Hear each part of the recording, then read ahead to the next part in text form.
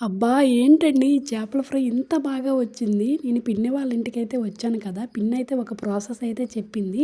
చేపల ఫ్రై ఇలా చెయ్యి చాలా బావుంటుందనైతే చెప్పింది. నాకైతే నమ్మకమే లేదు. నమ్మకం లేకుండానే స్టార్ట్ చేశాను పిన్ని చెప్పినట్టయితే.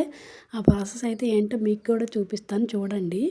ముందుగా ఆయిల్ అయితే వేసుకొని ప్యాన్‌లో చేపలైతే ఇలా గోల్డెన్ బ్రౌన్ కలర్ వచ్చినంత వరకు అయితే బాగా వేపుకోండి. ఆ తర్వాత అయితే ఉల్లిపాయ టమాటా పేస్ట్ ఉంది కదా! అదైతే కొంచెం ఆయిల్ వేసుకొని ప్యాన్‌లో అయితే వేపుకోవాలనమాట. కొంచెం పచ్చివాసన పోయినంత వరకు బాగా వేపుకోవాలి. ఈ స్టేజ్‌లో మనం కొంచెం పసుపు, కొంచెం సాల్ట్, కొంచెం అల్లం వెల్లుల్లి పేస్ట్ అయితే వేసుకొని, అల్లం వెల్లుల్లి పేస్ట్ అయితే పచ్చివాసన పోయినంత వరకు అయితే వేపుకోండి. వేపుకున్న తర్వాత అయితే మనం డీప్ ఫ్రై చేసి పెట్టుకున్న చేప ముక్కలు ఉన్నాయి కదా! అవైతే ఇందులో యాడ్ చేసుకోవాలి.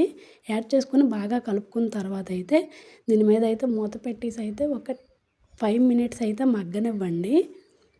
ఆ మగ్గితే ఏమవుతుందంటే ఆ పేస్ట్ మొత్తం ముక్కల లోపలికి వెళ్ళి చాలా జ్యూసీగా ఉంటాయండి ముక్కలు చాలా బావుంటాయి.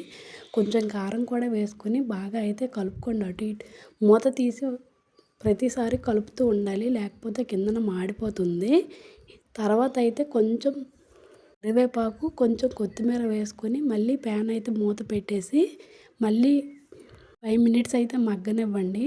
ఇంక చూడండి చేపల ఫ్రై అయితే చాలా బాగుంటుంది. ఒక్కసారి ట్రై చేయండి. వీడియో నచ్చితే లైక్ చేయండి. ఉంటా మరి బాయ్.